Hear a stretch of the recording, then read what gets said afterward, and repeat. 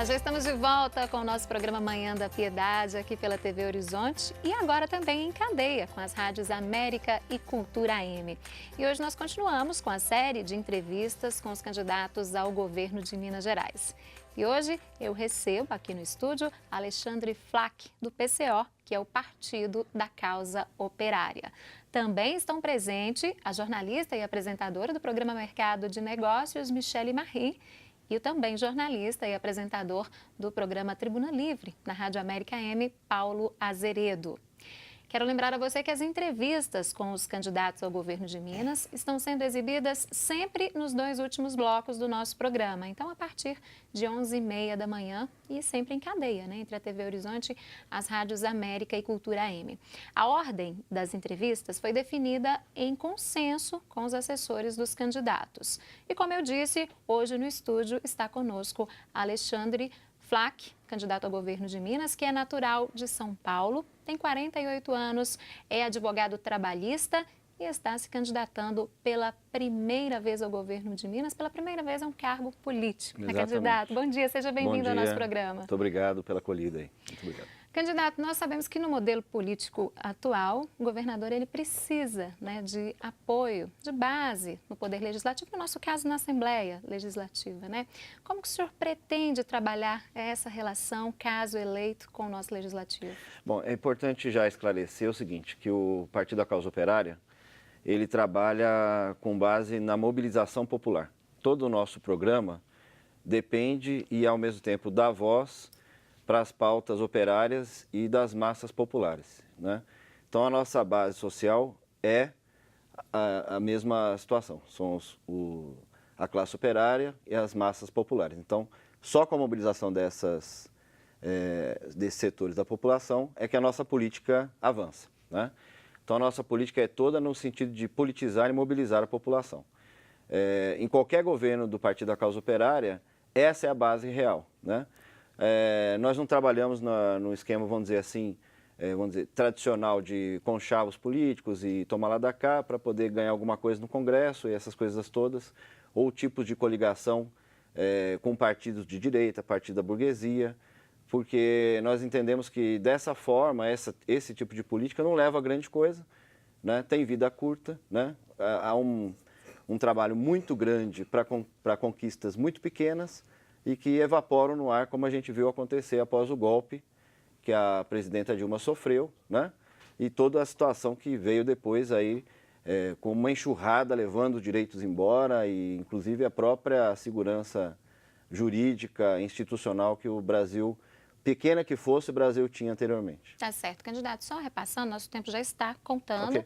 Nossa entrevista vai ser dividida em 2 blocos de 12 minutos. Nós temos uma pergunta do coordenador do NESP, que é o Núcleo de Estudos Sociopolíticos da PUC Minas e da Arquidiocese.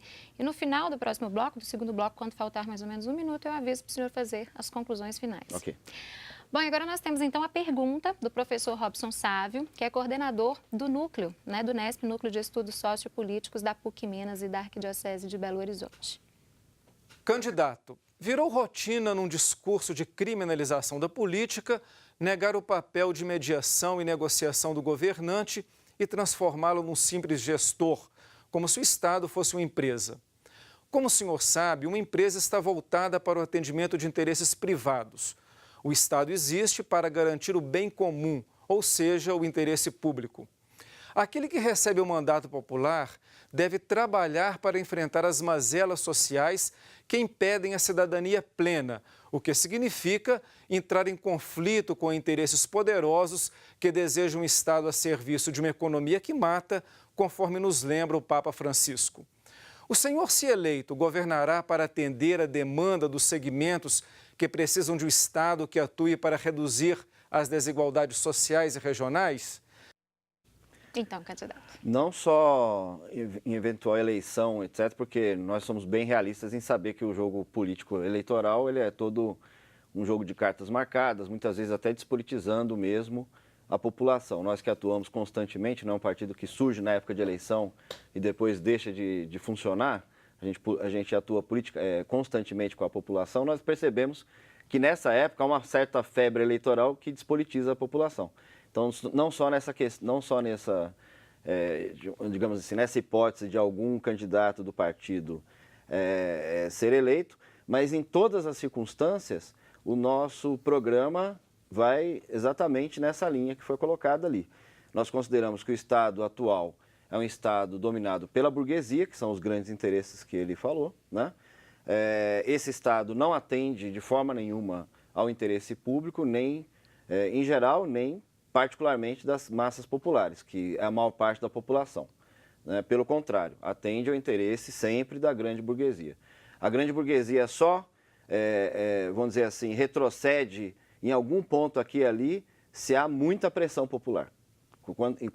Quando essa pressão não acontece, ela vai avançando, vai, na verdade, flagelando mesmo a população, como a gente está vendo acontecer. Tá certo. Então, a nossa política inteira é nesse sentido de atender às demandas populares e mais do que isso, transformar mesmo o Estado num Estado operário, num Estado dos trabalhadores. Ok. Paulo Azeredo, sua pergunta. Bom dia, candidato. Bom dia. O senhor já explicou a questão da base do partido, como é que ele trabalha, mais ligada à base operária, à base do povo, mas eu queria que o senhor falasse um pouquinho da necessidade, talvez, do partido ter já representantes na própria Assembleia, por exemplo. Porque a gente entende que o trabalho ele é contínuo, conforme o senhor colocou, mas seria interessante também já ter alguém representando lá dentro, né? Dentro do que se coloca como sistema eleitoral mesmo, né? Ou não?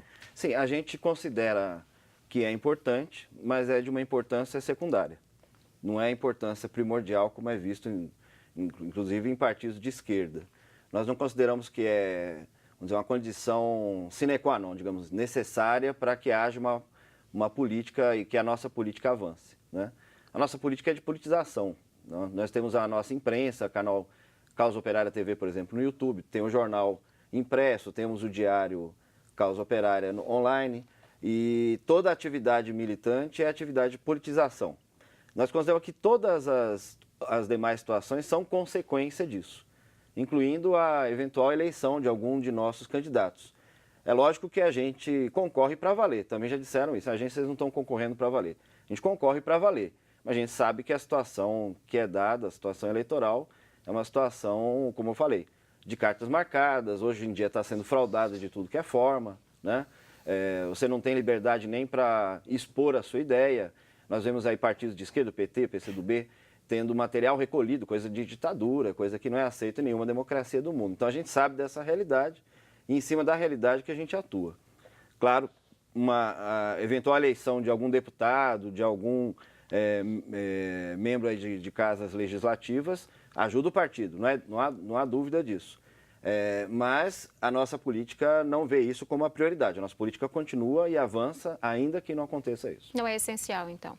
Para a nossa política especificamente, que está atuando diretamente com as massas populares, não é o caminho necessário, digamos assim.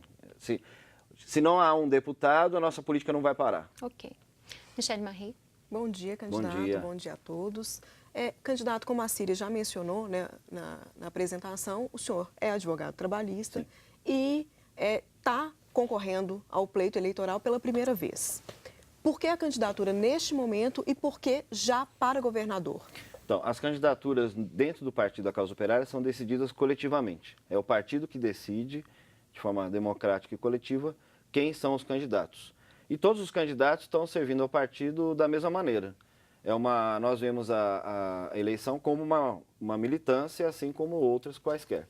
É uma tribuna de debate político, né? E a própria eventualidade da eleição em algum cargo também é uma forma de militância. Então, eu fui colocado pelo partido para cumprir essa função. Okay.